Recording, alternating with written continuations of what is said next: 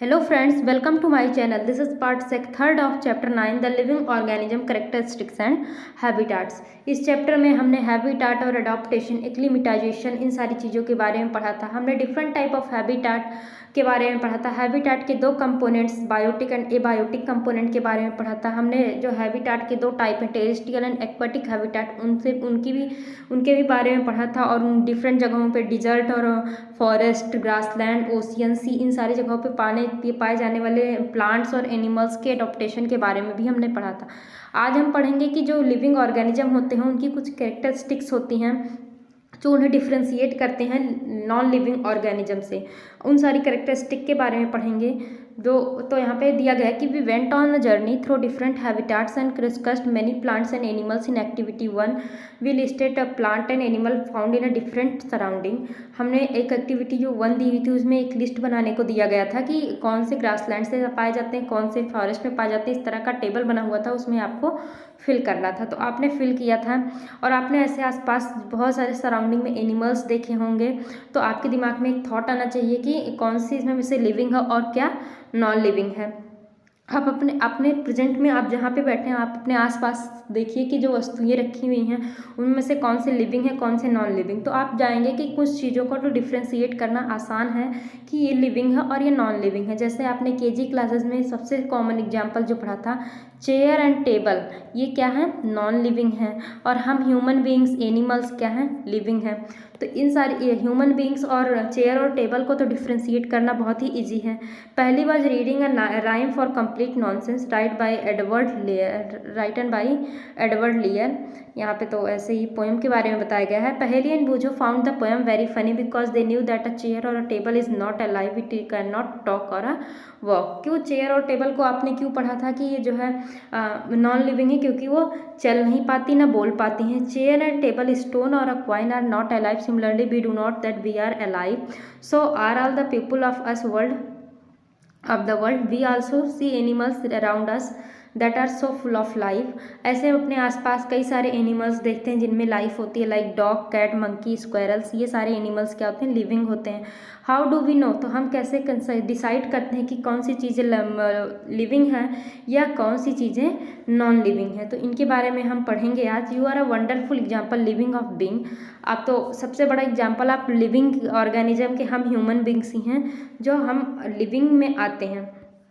और यहाँ पे कुछ कैरेक्टरिस्टिक दी गई हैं लिविंग ऑर्गेनिज्म की जिनके बारे में हमें ब्रीफ में पढ़ना है। तो यहाँ से हमारा मेन टॉपिक स्टार्ट होता है।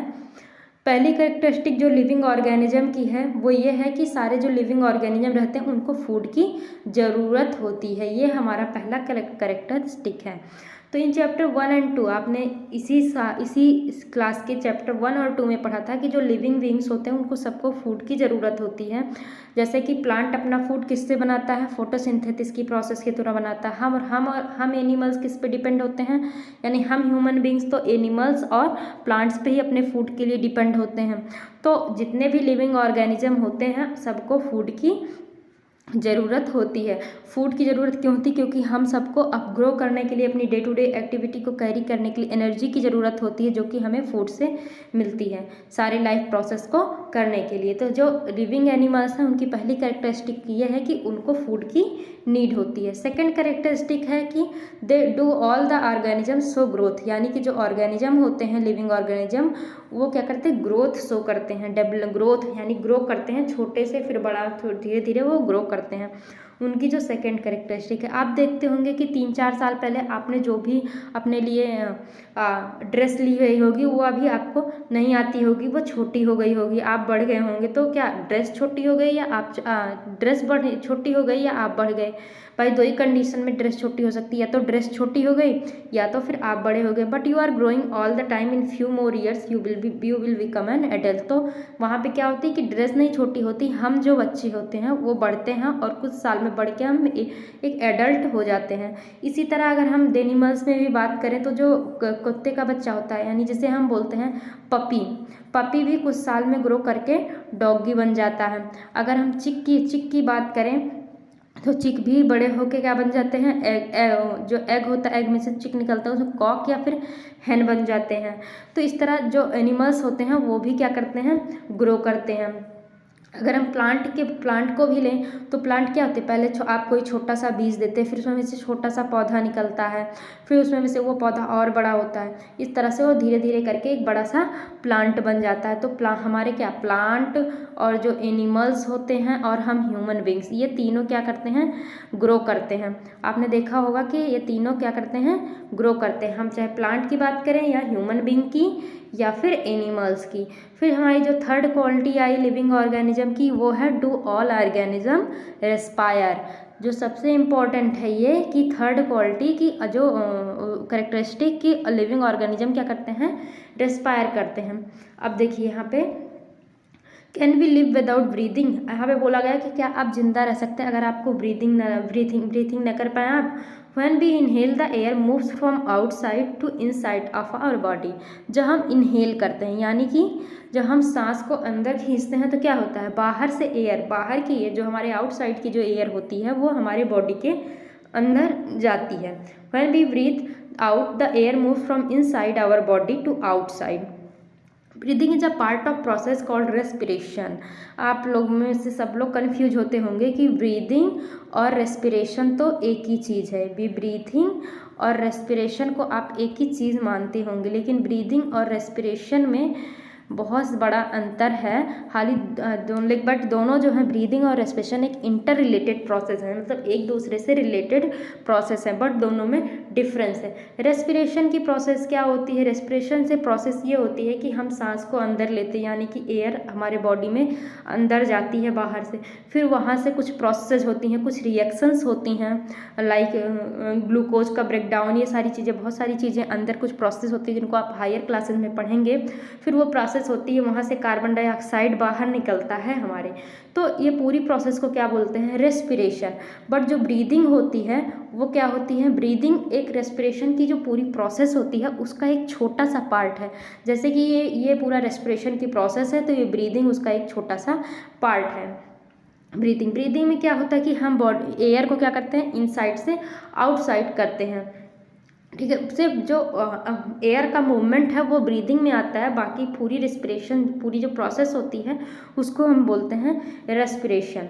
यानी जो रेस्पिरेशन है एक बड़ी सी कोई प्रोसेस है, उसका एक छोटा सा पार्ट है हमारा breathing. In respiration some the process of breathing in animals like cows, buffaloes, dogs और cats is similar to humans. अब देखिए कि आपने इससे पहले के उसमें पढ़ा था कि एक्वेटिक होते हैं, जो होते हैं कुछ टेरेस्ट्रियल हैबिटेट में आते हैं, जो उन सारे एनिमल में रेस्पिरेशन की प्रोसेस भी वेरी करती है। जैसे कि हम बात करें काऊ, बफेलो, डॉग या कैट की, तो उनकी जो ब्रीदिंग की प्रोसेस होती है वो हम ह्यूमन बींग के जैसे ही सेम टू सेम होती है। बट अगर हम बात करें कि एक्वेटिक एनिमल्स की, लाइक हम फ्रॉग की बात करें जब वो पानी में रहता है, लाइक हम फिश की बात करें जब वो पानी में रहता है, तो वो किससे एनर्जी गेन कर वो किससे रेस्पायर करते हैं, वो गिल्स के थ्रू रेस्पायर करते हैं। सम एनिमल्स में have different mechanism of exchange of gases which is part of a respiration process. For example earthworm breath through their skin. ऐसे ही हम बात करें अगर अर्थवॉर्म की, तो वो किससे ब्रीथ करता है, वो स्किन से ब्रीथ करता है।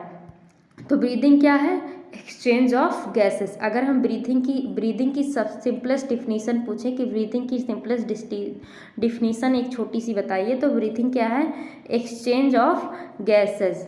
Exchange of gases. हालांकि जो रेस्पिरेशन है उसके अंदर बहुत ही कई सारी प्रोसेस होती हैं, इंक्लूडिंग ब्रीथिंग को इंक्लूड करके, और कई सारी प्रोसेस होती हैं जिनको हम मिला के एसोसिएट करके हम बोलते हैं रेस्पिरेशन।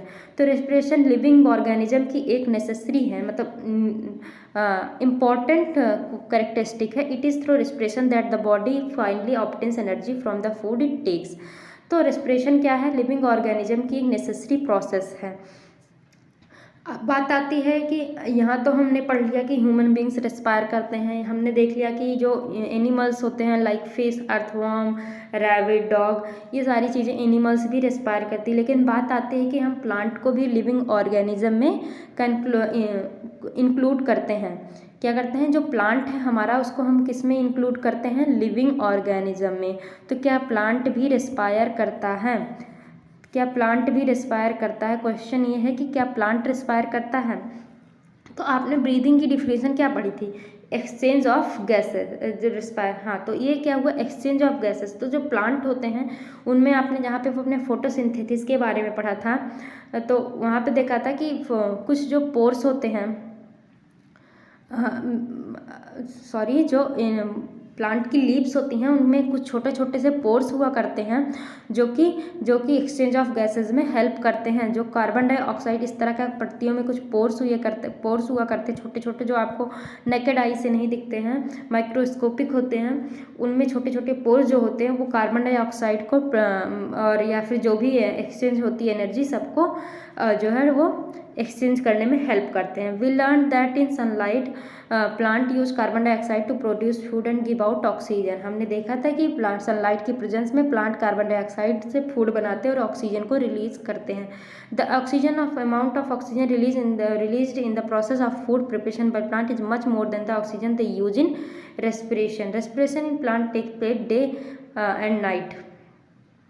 तो ये होगी प्लांट में रेस्पिरेशन की बात। अब दूसरी चीज़ आई कि do all organism respond to stimuli, क्या सभी ऑर्गेनिज्म रिस्पॉन्ड करते हैं स्टिमुलाई का। अब हम देखते हैं कि ये रिस्पॉन्ड करने का यहाँ पे मतलब क्या है। How do you respond if you suddenly step on a sharp object like a thorn. जैसे कि आपको अगर सडनली कोई आप चाय बना रहे हैं और वो काफ़ी गर्म है बर्तन, आप जस्ट उसको छू देते हैं तो क्या आप जल्दी से अपना हाथ को पीछे हटा लेते हैं, या फिर आप कोई शार्प ऑब्जेक्ट लाइक चाकू है या फिर कांटा है, कुछ भी आपको चुभ जाता है तो आप जल्दी से क्या करते हैं, पीछे हट जाते हैं। या you suddenly move from a dark place into bright sunlight. आप गर्मियों के दिनों में जब आप नंगे पैर छत पे जाएं तो क्या होता है, छत जलता रहता था। अब जो आप उस टाइम अपने पैरों को तुरंत भग जाते हैं वहाँ से। Your eyes shut themselves automatically. अब जब ऐसा कोई मूवमेंट आता है, अभी आपके आंखों के सामने कोई हाथ लगाए तो आप क्या करते हैं, आपकी पलकें अपने आप बंद हो जाती हैं।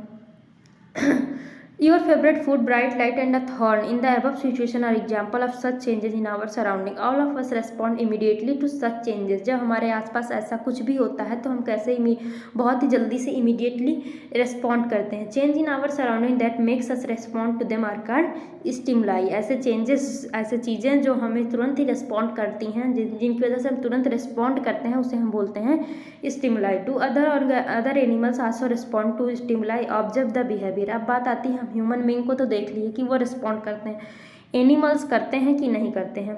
अब जब आप देखते हैं कि जो काऊ बफेलो आपने देखी हो तो उनके पास जब भी आप फूड लेके जाते हैं तो क्या होता है, तुरंत ही एक्टिव हो जाते हैं फूड को खाने के लिए। वो आपकी तरफ भले वो बंधे हुए हों लेकिन वो आपकी तरफ आने लगते हैं। ऐसे जब आप बर्ड पे देखें, आप छतों पे जब चिड़िया दाना डाल दीजिए, छत पे चिड़िया दाना चुनती रही, अगर आप उसके साथ जाना भी चाहेंगे, मतलब उसे पकड़ना ना भी चाहेंगे फिर भी, लेकिन वो आपको देख के उड़ जाती है।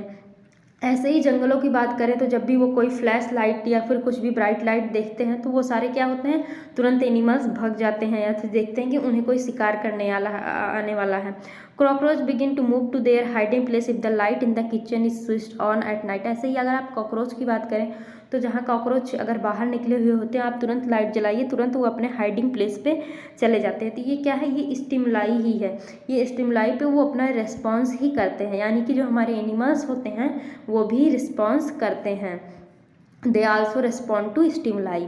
अब बात आती है प्लांट्स की, तो प्लांट्स में भी रिस्पॉन्ड करते हैं। आप कभी ध्यान दीजिए कि जो प्लांट्स होते हैं, कोई प्लांट्स में जो फ्लावर होते हैं वो सनसेट के बाद बंद हो जाते हैं, या कोई ऐसे प्लांट्स होते हैं जो सिर्फ नाइट में फ्लावर खिलते हैं। और आपने एक ऐसे प्लांट का नाम प्लांट को देखा होगा जिसको हम बोलते हैं मिमोसा या फिर टच मी नॉट, या हिंदी में इसको बोलते हैं छुई मुई। ये ऐसा प्लांट होता है कि अगर आपने इसकी पत्तियों को छू दिया तो ये अपनी पत्तियों का क्लोज हो जाती है, इसकी लीव्स क्या हो जाती हैं, फोल्ड हो जाती हैं या फिर क्लोज हो जाती हैं। तो ये भी क्या करता है, ये भी रिस्पॉन्ड टू स्टिमुलाई है। क्या है, रिस्पॉन्ड टू स्टिमुलाई, यानी हम ह्यूमन बीइंग्स, एनिमल्स, प्लांट्स सब कुछ क्या करते हैं, रिस्पॉन्ड टू स्टिमुलाई। ये भी एक कैरेक्टरिस्टिक है लिविंग ऑर्गेनिज्म का। फिर इसी स्टिमुलाई को समझाने के लिए यहाँ पे एक एक्टिविटी दी हुई छोटी सी। फिर आगे हमारी जो दूसरी कैरेक्टरिस्टिक बताएगी लिविंग ऑर्गेनिज्म की, वो है एक्सक्रीशन। एक्सक्रीशन क्या होता है, अब बात आती है कि एक्सक्रीशन किसे बोलते हैं। All organism need food. आप जानते हैं कि सारे ऑर्गेनिज्म को एनर्जी के लिए फूड की ज़रूरत होती है। आप ये भी जानते हैं कि हमारी बॉडी उस फूड को यूटिलाइज करती है, बट बात ये आती है कि वो जो फूड हम खाते हैं उसको हमारी बॉडी यूटिलाइज करती है ताकि हमें एनर्जी मिले, बट उसके बाद हमारे कुछ कैसे प्रोडक्ट्स बचते हैं, वेस्ट प्रोडक्ट्स भी बचते हैं हमारी बॉडी में। और आप जानते हैं वेस्ट चीज़ों की सफाई करना बहुत ही ज़रूरी होता है। जैसे कि आप दिवाली में सारे वेस्ट प्रोडक्ट्स जो होते हैं आपके वो घरों में वो बाहर निकालते हैं, ऐसे ही टाइम टू टाइम पे आप जो है बॉडी की भी वेस्ट प्रोडक्ट को निकालना बहुत ही ज़रूरी है। This has to be removed from the body as waste. Our body produces some waste in other life process. Also, the process of getting rid of waste by organism is known as excretion. Excretion किसे कहते हैं? The process of getting rid of waste. उन्हीं waste को अपनी body से बाहर निकालना की जो प्रोसेस होती है उसको हम बोलते हैं एक्सक्रीशन। तो यहाँ बात आती है, हम तो जानते हैं कि हम एनिमल्स जो होते हैं, हम ह्यूमन बीइंग जो होते हैं, सारे के सारे एक्सक्रीट करते हैं, वेस्ट प्रोडक्ट को बाहर निकालते हैं हम वॉश। बट यहाँ पे बात आती है कि प्लांट क्या एक्सक्रीट करते हैं? They do not excrete not as seen in animals. Plant भी एक्सक्रीट करते हैं, उनके भी बॉडी में वेस्ट प्रोडक्ट निकलता है, बट वो क्या होता है कि वो हम जैसे जो एनिमल्स होते हैं, ह्यूमन बींग्स होते हैं, उनकी तरह दिखता नहीं है। जो प्लांट में एक्सक्रीशन की मैकेनिज्म है ना, वो हम एनिमल से, हम ह्यूमन बींग से बिल्कुल ही डिफरेंट है।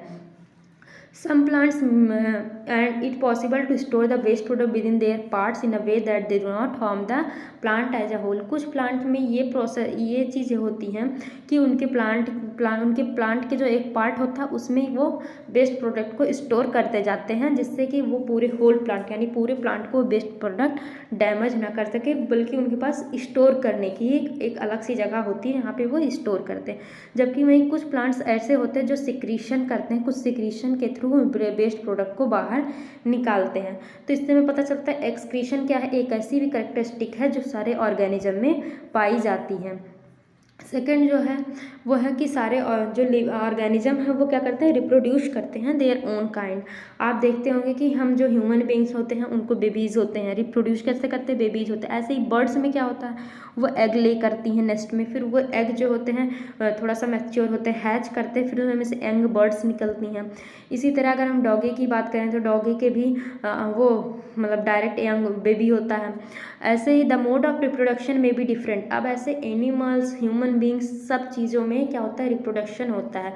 हाँ, तो बट वो क्या कहते हैं? रिप्रोडक्शन का जो मोड होगा वो डिफरेंट हो सकता है। The different animals, some animals produce their young one through eggs. कुछ एग के थ्रू अपने यंग वंस को रिप्रोड्यूस करते हैं, कुछ डायरेक्ट करते हैं, बर्थ देते हैं। प्लांट आल्सो रिप्रोड्यूस, अगर हम प्लांट की बात करें तो प्लांट भी रिप्रोड्यूस करते हैं। Many plant reproduce through seed.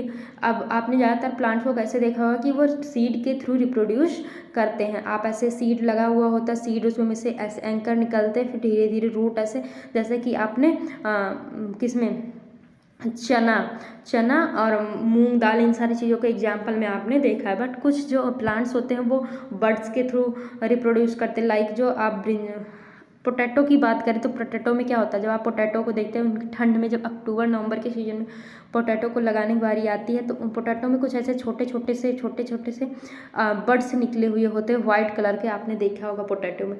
तो वो बर्ड्स क्या होते हैं? वहीं से आलू का रिप्रोडक्शन होता है, वहीं से नया प्लांट निकलता है। ऐसे ही कुछ प्लांट्स होते हैं जो स्टेम से ग्रो करते हैं।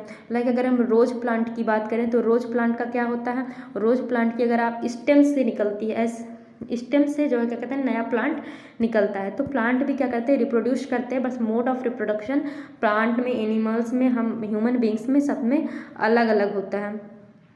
The living beings produce more of their own kind through reproduction. It takes place in many different ways for different organism. अब ऑर्गेनिज्म टू ऑर्गेनिज्म वेरी करता है कि वो रिप्रोडक्शन का मोड क्या होगा, बट सारे ऑर्गेनिज्म में रिप्रोडक्शन होता है। अब जो करेक्टरिस्टिक आई वो है ऑर्गेनिज्म मूव करते हैं। जो सारे के सारे ऑर्गेनिज्म होते हैं, लिविंग ऑर्गेनिज्म, वो क्या करते हैं? मूव करते हैं।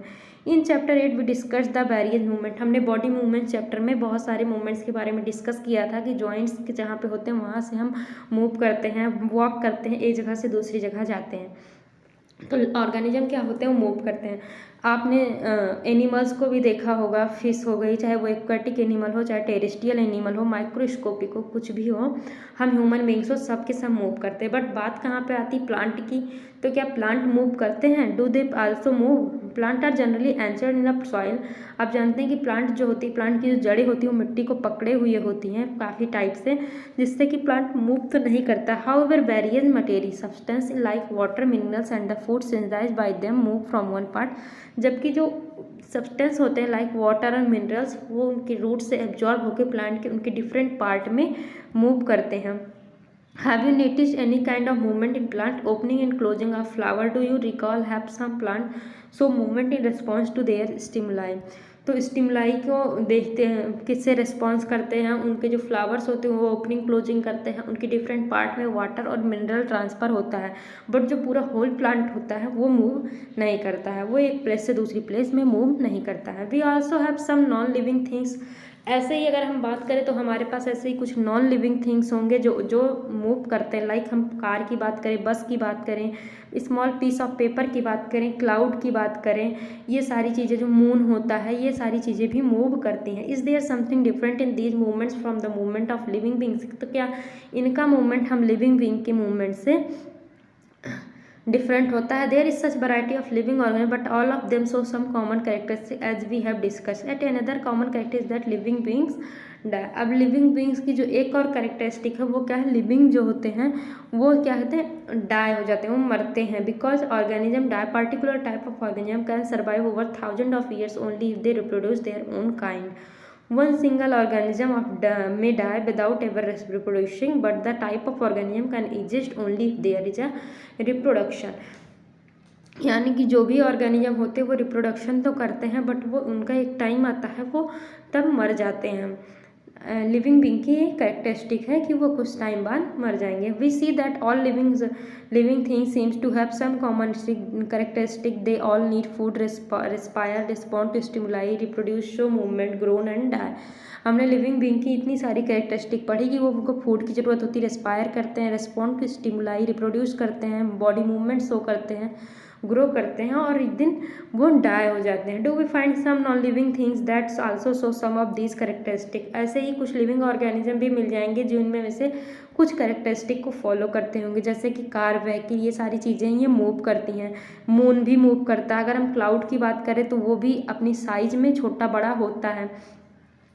अगर हम बात करें तो ये सारी चीज़ें भी क्या कहती हैं, लिविंग ऑर्गेनिज्म की जो कैरेक्टरिस्टिक हमने यहाँ पे पढ़ी है उसको फॉलो करती हैं, बट सारी नहीं, कोई कोई सी। In general something that is living में all the characteristic that we have discussed, while non living things में not so all this characteristic at the same time.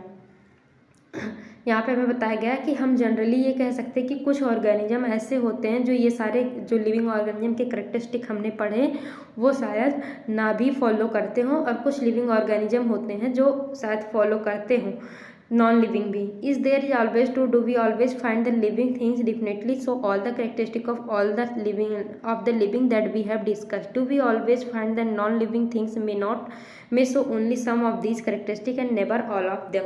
लेकिन आप कभी नहीं पाएंगे कि जो नॉन लिविंग थिंग होती है वो सारी की सारी कैरेक्टरिस्टिक्स को फॉलो करे।